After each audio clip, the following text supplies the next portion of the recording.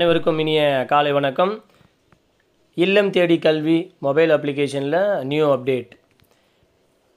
இல்லம் தேடி கல்வி மையம் செயல்படக்கூடிய அந்த மையங்களில் என்னென்ன செயல்பாடுகள் இருக்கிறது, அதை சார்ந்த விவரங்களை பதிவேற்றம் செய்ய சொல்லியிருக்காங்க. அதை எப்படி பதிவேற்றம் செய்யுதுன்னு பார்க்கலாம். ப்ளே ஸ்டோர் போங்க, இல்லம் தேடி கல்வி இந்த மாதிரி உங்களுக்கு ஐக்கான் இருக்கும். இந்த மாதிரியான இல்லம் தேடி கல்வி ஐக்கானில் இன்ஸ்டால் பண்ணிக்கோங்க. சப்போஸ் நீங்கள் இன்ஸ்டால் பண்ணியிருந்தால் அப்டேட் பண்ணிக்கோங்க. அப்டேட் பண்ணி முடித்த பிறகு ஓப்பன் அப்படின்றது கொடுங்க. இது கொடுத்த உடனே இல்லம் தேடி கல்வியான வாலண்டியர்ஸ் தன்னார்வலர்கள் அவங்களுடைய மொபைல் நம்பருடைய லாஸ்ட் 4 டிஜிட்டும் @ அப்புறம் அவங்க பிறந்த வருடம் தான் password. User name mobile number and then password மொபைலினுடைய லாஸ்ட் 4 டிஜிட் @ அதன் பிறகு அவங்க பிறந்த வருடம் கொடுத்து லாகின் பண்ணிக்கோங்க. லாகின் பண்ணது பிறகு இது அப்படியே மேலே ஸ்க்ரால் பண்ணுங்கள். ஸ்க்ரால் பண்ண பிறகு கடைசியாக பார்த்திங்கன்னா உங்களுக்கு மைய செயல்பாட்டு அறிக்கை அப்படின்றத குறிப்பிட்டிருப்பாங்க. இங்கே தெரியுதுங்களா? ஆமாம், இந்த மைய செயல்பாட்டு அறிக்கையை கிளிக் பண்ணிக்கோங்க. இதை கிளிக் பண்ண உடனே இதில் சில கேள்விகள் கேட்டிருக்கிறாங்க. தாங்கள் பங்கு பெற்ற முன்னெடுப்புகள், நீங்கள் எந்தெந்த ஆக்டிவிட்டீஸில் பங்கு கொண்டிருக்கிறீங்க அப்படின்றத கேட்டிருக்காங்க. இதில் செலக்ட் பண்ணிக்கோங்க. இதில் திட்டத்தில் இருக்கிறேன், இல்லை இந்த திட்டத்தில் இருக்கிறேன், பள்ளி மேலாண்மை கல்வியாளரில் இருக்கிறேன், வானவில் மன்றத்தில் கலந்துக்கிறேன், நான் புத்தக கண்காட்சியில் கலந்துக்கிறேன் அப்படின்றத கிளிக் பண்ணிக்கலாம். எதுலேயும் கலந்துக்கல சார் அப்படின்னாலும் ஓகே. இதில் எது சாதனை உங்களுக்கு வேணுமோ அப்படின்றத செலக்ட் பண்ணிக்கோங்க. செலக்ட் பண்ண பிறகு நான் சமூக மேம்பாட்டிற்காக முன்னெடுப்புகளை எடுத்துள்ளேன் அல்லது முன்னெடுப்புகளில் பங்கு பெற்றுள்ளேன்.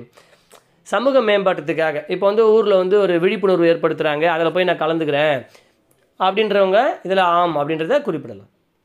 சரிங்களா? சமூக மேம்பாட்டிற்கான முன்னெடுப்புகள். சரிங்களா? ரைட். அடுத்தது 3வது பார்த்திங்கன்னா, படைப்பாற்றல் மற்றும் ஆர்வத்தை தூண்டும் வகையில் மாணவர்களை வேறு இடங்களுக்கு அழைத்து சென்றுள்ளீர்களா?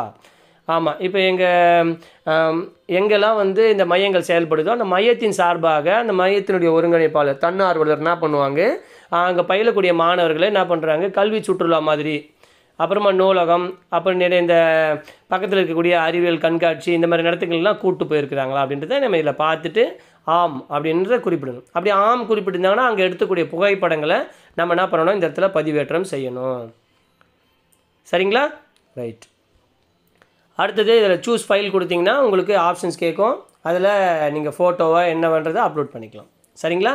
அதுக்கான சைஸ் என்ன அளவில் இருக்கணும் அப்படின்றத இங்கே குறிப்பிட்டிருக்கிறாங்க. அது 1 MBக்கு உள்ளே தான் இருக்கணும். சரிங்களா? ரைட். அடுத்தது பார்த்திங்கன்னா, அதை பற்றின விவரம், எந்த இடத்துக்கு கூப்பிட்டு போனீங்களோ அதை பற்றின விவரங்களை தமிழில் தான் டைப் பண்ணணும், இங்கிலீஷில் டைப் பண்ணக்கூடாது. சரிங்களா? ரைட். அப்போ இந்த இடத்துக்கான புகைப்படம், அது வேறு எங்கெல்லாம் கூப்பிட்டு போனீங்களோ அது ஃபஸ்ட்டு படம், அடுத்து 2வது படம், 3வது படம். சரிங்களா? சப்போஸ் நான் எங்கேயும் கூப்பிட்டு போகல இல்லைன்னா இந்த கேள்விகள் வேறு எங்கேயும் கேட்க மாட்டாங்க. சரிங்களா? நீங்கள் ஆமன் கொடுக்குற பட்சத்தில் அதை பற்றின விவரங்கள் 3 விவரங்களாக கேட்டிருப்பாங்க. அதே மாதிரி கற்றல் திறனை மேம்படுத்துவதற்காக கற்றல் கற்பித்தல் உபகரணங்கள் TLM இதனால் நீங்கள் பசங்க கஷ்டப்படுறாங்க, இது ஈஸியாக புரிஞ்சுக்கணுன்றதுக்காக தயார் பண்ணியிருந்தீங்கன்னா இல்லை எஸ்ன்னு கொடுங்க. ஆமன் கொடுத்த உடனே இதுக்கு சம்மந்தமான 3 கேள்விகள் உங்களுக்கு கேட்டிருப்பாங்க. தெரியுதுங்களா? ரைட். ஸோ அப்போ என்ன புகைப்படம் எடுத்திருக்கீங்க, அது எப்படி படிச்சிருக்கீங்கன்ற சூஸ் ஃபைல் கொடுத்துட்டு அப்லோட் பண்ணிக்கோங்க. இதனுடைய நோக்கம், இந்த TLM எதுக்காக தயார் பண்ணியிருக்கீங்க அப்படின்றத நோக்கம், இது பதிவேற்றியை பயன்படுத்தி குழந்தைகளை கற்கும், அதை பயன்படுத்தி குழந்தைங்க கற்கிற மாதிரியான ஃபோட்டோஸை அப்லோட் பண்ணணும். இதுக்கு அடுத்த ஃபோட்டோ, அதுக்கு அடுத்த விவரங்கள் எல்லாமே இங்கே கொடுத்துருப்பாங்க. ஓகேங்களா? ஸோ இப்போ ஆமனும் பொழுது இத்தனை கேள்விகளுக்கு நம்ம விடையளிக்க வேண்டும். சரிங்களா? அப்போ எத்தனை புகைப்படம் நம்ம பதிவேற்றுறோமோ அத்தனை புகைப்படங்களை சார்ந்த விவரங்களை நம்ம பண்ணணும். இப்போ 3 புகைப்படம் மினிமம் கொடுத்துருக்குறாங்க. ஸோ 1 தான் சார் இருக்குது அப்படின்னும் பொழுது நீங்கள் மீதியெல்லாம் ஃபில் பண்ணணுன்றது மேண்டிட்டரி கிடையாது. சரிங்களா? இப்போ இங்கே பார்த்தீங்கன்னா ஃபஸ்ட்டுக்கு மட்டும் மேண்டிட்டரி கொடுத்துருக்காங்க. பார்த்தீங்களா? இது 4.1 கொடுத்துருக்காங்க. இதில் மட்டும் 3த்துக்கும் ஸ்டார் போட்டிருக்காங்க. இதுக்கு மேலே உங்களுக்கு இருந்துச்சுன்னா அதெல்லாம் நீங்கள் கூடுதலாக செய்கிறது தான், அது கம்பல்சரி கிடையாது. சரிங்களா? ரைட். இதன் பிறகு 5வது கேள்வி, இந்த கல்வி ஆண்டில் நடைபெற்ற 8 பள்ளி மேலாண்மை குழுக்களில் எத்தனை கூட்டத்தில் நீங்கள் கலந்துக்கிட்டீங்க அப்படின்னு சொல்லிட்டு இதில் எத்தனை கலந்துக்கிறீங்களோ அத்தனை நம்பர்ஸோ நீங்கள் என்ன பண்ணலாம், 8த்துலேயும் நான் கலந்துக்கிட்டேன்னா 8மே கலந்துக்கிட்டேன்னு போடுங்க. ஆசிரியர்களும் பள்ளி மேலாண்மை குழு கூட்டத்தின் பொழுதோ அல்லது மற்ற நேரங்களிலோ இல்லம் தேடி கல்வி மாணவர்கள் நிலை குறித்து பேசியிருக்கிறீங்களா? சார் இந்த மாதிரி பசங்க கொஞ்சம் இதில் டல்லாக இருக்கிறாங்க, இதில் பண்ணியிருக்காங்க, பசங்க ஆக்டிவாக இருக்கிறாங்க அப்படின்றத பற்றி பேசியிருக்கீங்கன்னா ஆம். அப்போ எப்போ பேசுனீங்க, எப்படி பேசுனீங்க அப்படின்றதுக்கான விவரங்களை இங்கே ஸ்க்ரீன்ஷாட்டில் எழுத சொல்லியிருக்காங்க. ஸோ இதில் பார்த்தீங்கன்னா தாங்கள் ஆசிரியரிடம் நேரடியாக குறுஞ்செய்தி மூலம் பேசியிருந்தால் அதற்கான ஸ்க்ரீன்ஷாட்டை எடுத்து இதில் அப்லோட் பண்ண சொல்லியிருக்காங்க. அதோடைய மேக்ஸிமம் சைஸு 1 MB. சரிங்களா? ரைட். இல்லைன்னா இந்த கேள்விக்கு பதிலளிக்க தேவையில்லை. மாணவர்களின் கற்றல் நிலை குறித்து அவர்களின் பெற்றோரிடம் பேசியிருக்கீங்களா? பேரண்ட்ஸ் கிட்ட பேசுனீங்களா? 6வது கேள்வி வந்து டீச்சர்ஸ் கிட்ட பேசுனீங்களான்றது. அடுத்தது 7வது வந்து பேரண்ட்ஸ் கிட்ட எப்படி பேசுனீங்க? இப்போ கொடுத்துருக்கோமா, அப்போ எப்படி அந்த பேசுனீங்கன்னா உங்களுக்கு வாட்ஸ்அப் மூலமாக பேசுனீங்களா, இல்லை டெலகிராமில் மெசேஜ் அனுப்பிச்சு பேசுனீங்களா, இல்லை நேரில் சந்தித்து பேசுனீங்களா அப்படின்னா எப்படி வேணாலும் நீங்கள் எடுத்துக்கலாம், உங்கள் விவரம் தான். பெற்றோரிடம் எப்போதெல்லாம் பேசுகிறீங்க? எந்தெந்த டைமில் பெற்றோருக்கு கால் பண்ணி பேசியிருக்கீங்க? வாரம் ஒரு முறையா இல்லை மாதம் ஒரு முறையா அப்படின்றத நீங்கள் பூர்த்தி செய்யணும். வாரத்தில் ஒரு முறை பேரண்ட்ஸ் வந்து மாணவர்களுடைய நிலவரத்தை பற்றி நாங்கள் டிஸ்கஸ் பண்ணுறோம் சார்.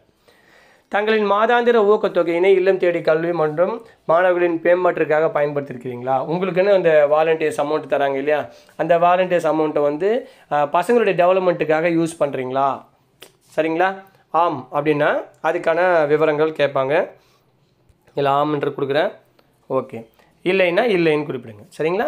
ரைட். அடுத்தது 9வது, இல்லம் தேடி கல்வியில் தொடர விரும்புகிறீர்களா?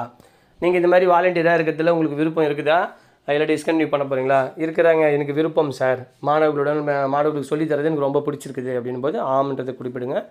இல்லைன்ற பட்சத்தில் இல்லை அப்படின்றத குறிப்பிட்டு இங்கே சமர்ப்பிக்க அப்படின்னு குறிப்பிட்டிருக்காங்க இல்லையா, இதை கிளிக் பண்ணிவிட்டு இந்த டீட்டெயில்ஸை சேவ் பண்ணிக்கோங்க. ஓகேங்களா? இந்த தகவல்கள் வந்து உங்களுக்கு போதுமானதாக இருந்திருக்கும்னு நினைக்கிறேன். ஸோ இந்த கேள்விகள் வந்து இப்போ உங்களுடைய மையத்தினுடைய செயல்பாட்டு நீங்கள் உண்மையாக செயல்படக்கூடிய இந்த விவரங்களை வந்து அரசாங்கம் தெரிந்து கொள்ள விருப்பப்படுறாங்க. ஸோ இந்த விவரங்களை அனைத்தையும் அரசாங்கத்துக்கு செயல்படுத்துங்க. மேலும் உங்களுடைய மையம் சிறப்பாக செயல்பட அரசாங்கம் உங்களுக்கு உதவி செய்யும். ஓகே. மேலும் பல பயனுள்ள தகவல்களுக்கு இணைந்திருங்கள். இரா கோபிநாத் யூடியூப் சேனல். நன்றி.